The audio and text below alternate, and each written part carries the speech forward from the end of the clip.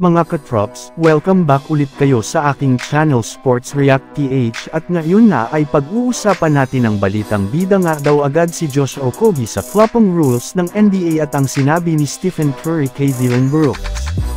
Pag-uusapan na rin nga natin ngayon dito sa ating panibagong video ang balitang dapat na nga daw tanggalin ng Los Angeles Lakers si Coach Darvin Ham.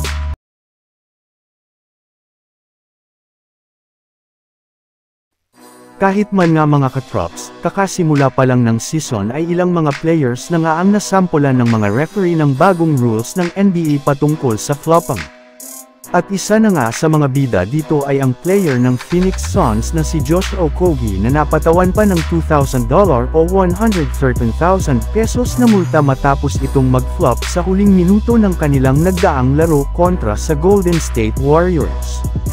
Pero bagamat man nga mababa pa ang ibinigay sa kanyang multa ay sinabi rin naman nga ni Okogie na possible pa nga itong madagdagan pa gayong maaari nga daw po na ulitin niyang ang paggawa ng flop sa kanilang mga susunod na laro.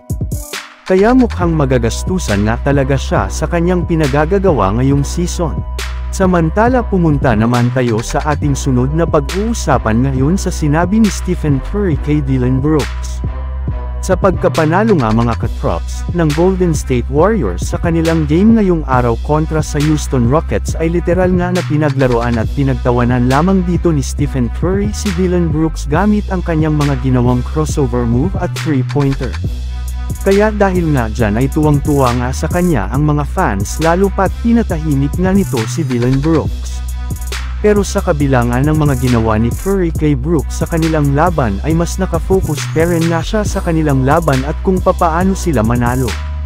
Alam rin naman nga daw po niya ang reputasyon ngayon ni Dillon Brooks sa loob ng NBA ngunit hindi na lamang nga niya ito iniintindi para sa ikakapanalo ng Golden State Warriors. Habang ako naman tayo sa ating sunod na pag-uusapan ngayon sa balitang dapat na nga daw tanggalin ng Los Angeles Lakers si Coach Darvin Ham.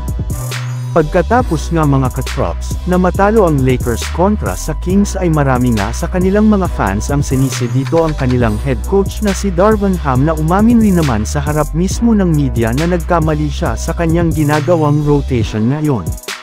Hindi rin naman nga nito ipinasok sa overtime ang kanilang mga player na nagkaroon sana ng magandang laro katulad nina Christian Wood at Rui Hachimura. Kaya dahil nga dyan ay may ilan na rin naman ng mga Lakers fans ang nagsabi na hindi na rin naman nga magtatagal at matatanggal na rin naman nga daw si Darvin Ham kapag nagtuloy-tuloy pa ang kanilang pagkatalo ngayong season. So yun lang nga mga katrops ang handog ko sa inyong storya ngayong araw. Sana nag-enjoy kayo. Please like and subscribe my YouTube channel Sports React PH para sa iba pang storya at update patungkol sa NBA. Kita-kits muli sa ating susunod na video.